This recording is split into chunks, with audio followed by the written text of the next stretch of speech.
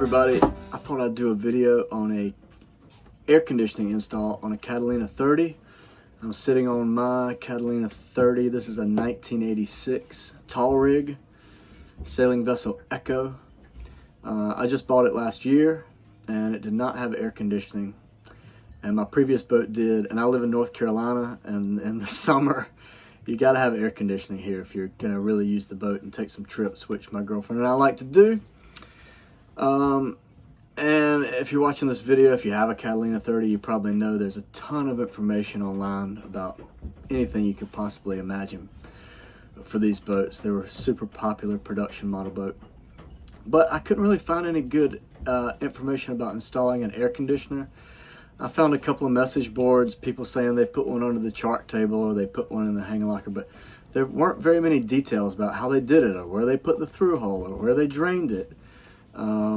And my dad and I came up with an idea to install this one, and I'm super happy with everything about it. So I thought I'd share it if anybody's looking to install one on a Catalina 30. I'll try to put all the parts and websites and things that we used in the description below, because I don't know if I'll remember the name of everything off the top of my head while I'm making this video. But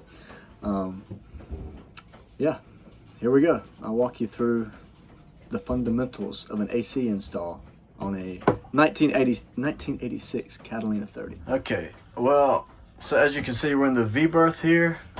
In my research, the only real thing I was able to find that was helpful to me was a picture that one guy had posted on a message board, some Catalina message board somewhere, that he had a Webasto 12,000 BTU unit installed in his V-berth.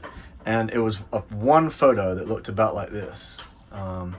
You could see that he kind of had it sitting on a piece of plywood or something.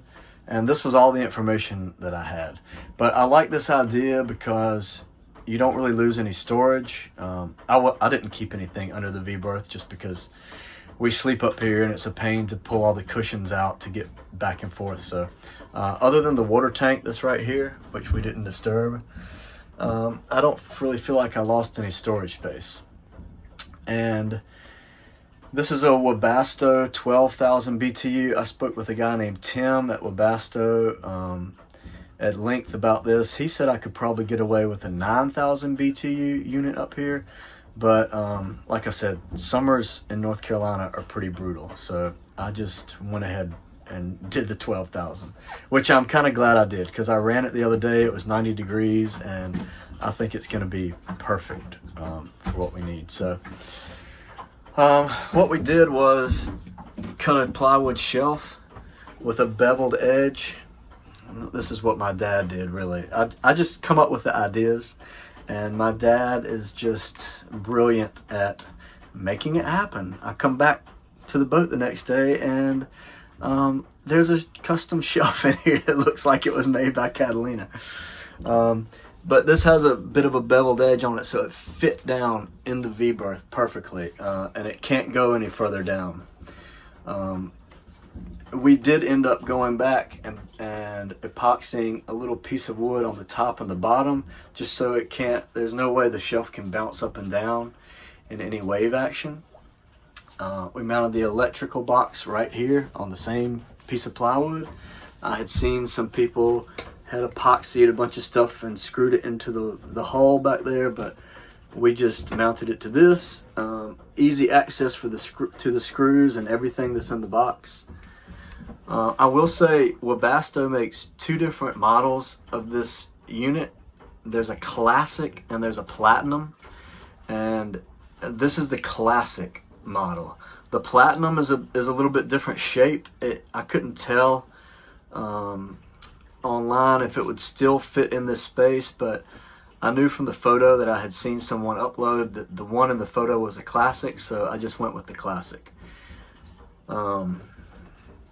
And yeah, we mounted it. It screws down. It comes with tabs on it that screw right down to this piece of plywood. The plate down here for the condensation to drain out was an easy run for some tubes. I'll show you where they connect to. The ductwork is 5-inch. This rotates, by the way. So we just rotated it. This is what worked for this setup. The opening on this is a 5-inch duct. We got a reducer and reduced it down to 4-inch duct just because it was easier to run for the places that it had to fit, and the vents fit better out in the cabin. So that's running to a T. There's a vent running down this side that goes back to the main salon, and there's a vent running down this side that goes over to the hanging locker, where there's another T I'll show you in there. We have one vent here in the V-berth and one vent on the other side into the main salon. The only thing we found a bit tricky that I had to do some more research on was in these Catalina 30s, the V-berth area, bow area, there's no access to the bilge. There's no natural drainage to the bilge, which is where the condensation needs to drain when it comes out of this tray. So a little workaround we did for that was to install this little giant condensation pump. These tubes have a nice downhill run up there from the unit into this pump. When it fills up, it has a float switch in there. It pumps it, and it's able to pump like 90 feet uphill or something like that. So there's no problem pumping all the way around. The hoses are run all the way around down under the settee where the holding tank is and down into the bilge. And we also installed, just for good measure, a bleed line here coming off the pump. We did a little extender on the shelf that the unit is sitting on. Just did basically another little shelf running off of it to mount the pump to, which worked beautifully. Again, we didn't have to epoxy or drill anything into the hole. So this is just a bleed line. If your unit won't prime and it's not getting water when you turn it on, you can open this valve, and this is running back to the bilge because it's pressurized, so it has enough momentum to make it back there, I think. Actually, I can't remember if we ran that to the little giant pump or if it's just running back to the bilge. But that's the setup for the pump, and that's the water running into the unit. I'll show you the through hole that we did in a minute. This is the output water, and we were able to drill a hole right here. You can see, actually, this is the water line of the boat where you see the sun shining through. So we were able to tell, because obviously we had the boat out of the water while we did this. We were able to tell that we had this drilled above the water line. So really nice that we have short runs. All the hoses have short runs, which was recommended in the installation guide. Short run from the pump to the unit, short run overboard. No bends here. And I'll show you the through hole and the strainer are just down below the pump. So we'll go over to the head and we'll take a look at that side of things. Okay, so the strainer, the through hole, let me get my light here. We installed our through hole right here with the, this is one thing that I really don't like about this boat. And maybe it's just something that's been done on mine. But this through hole right here serves as the drain for the sink and the water intake line for the toilet when you pump the toilet. So it's really hard to get suction on the toilet because you've got an open line going up here to the drain in the sink. But I kind of fixed that with this little plug. It's got a rubber gasket on the bottom, and that seals that up, and then you can pump the toilet. You've got some great suction and pressure, and I don't really use that sink that much unless I'm brushing my teeth at night.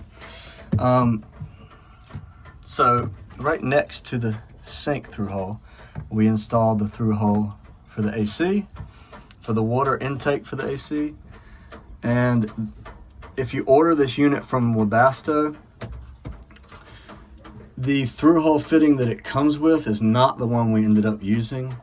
It was recommended to us by a guy on the boatyard to use this barb style instead. It's easier to install. It doesn't take up as much space, and super happy with that.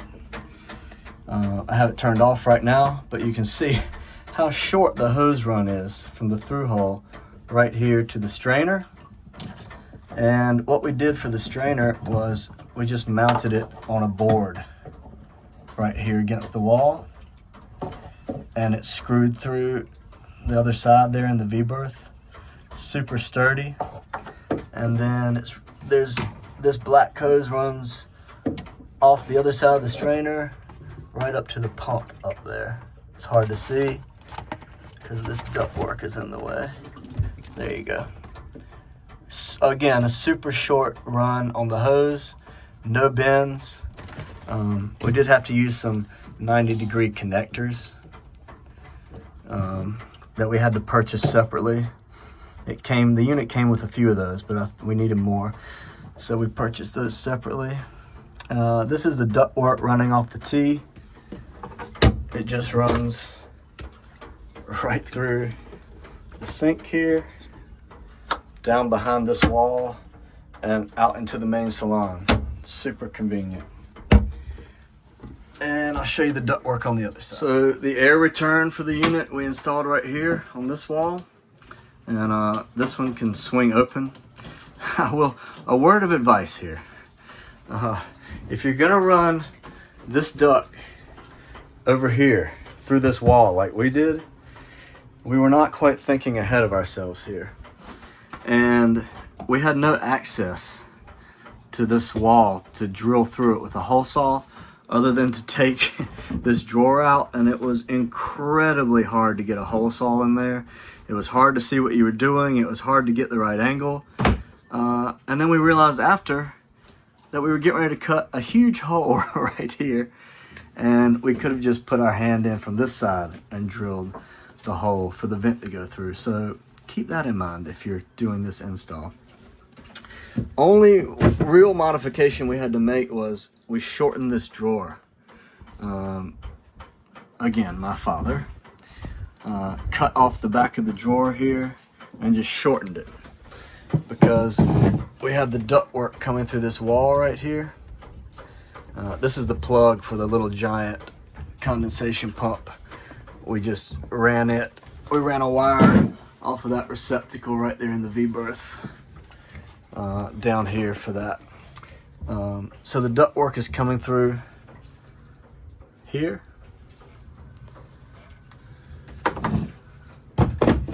Convenient. Into the hanging locker and straight up. I took these doors off just so you could see that we have a T coming up here. I said we didn't lose any storage space. We lost a little bit in here, but I wasn't really using this for much. And I still have some binoculars, and you can still sit some things down here on the shelf. But that was worth it for me to have air conditioning. So the T runs to a vent in the V-berth. I'll post links for all this stuff if anybody wants to order, because these are great. You can rotate them 360 degrees, and they have an easy shut off. So that supplies the V-berth, and then here in the main salon have the same vent. So that's pretty much the setup for that. The other T, like I said, is running through there, underneath, behind the sink, and it comes out right here. Same vent. So have two vents in the main salon and one up in the V-berth, and really happy with that. There's a wire that comes with the unit installed to this box. The power for the box we also ran through here. It's running behind the same drawer, down through here, underneath the settee here, past the water tank. I had to pull these cushions out of the V-berth to make the video, but it's running back here to this fuse panel. We had a breaker installed for the air conditioning. I had an electrician do that. I already had this panel here with these two, and it had an empty spot here, so we put the air conditioning on that. And we ran the same wire, well, it's separate wire, but same place. The little gray wire is coming down the same track, and it runs up right here to the thermostat. Whoop. Runs up to the thermostat here. So that's pretty much the setup. Yeah, so that's pretty much our setup. I think I covered everything. If there's something I missed or you have a question about, feel free to comment below. We've done a bunch of projects to this boat, actually. It had a rotten compression post, put some spreader lights on an anemometer, installed an autopilot system and GPS, and quite a few other things. So I think I'm gonna maybe keep making some videos about how we did some of that stuff, because it seems like there's a big Catalina 30 community out there. And yeah, fair winds, happy sailing.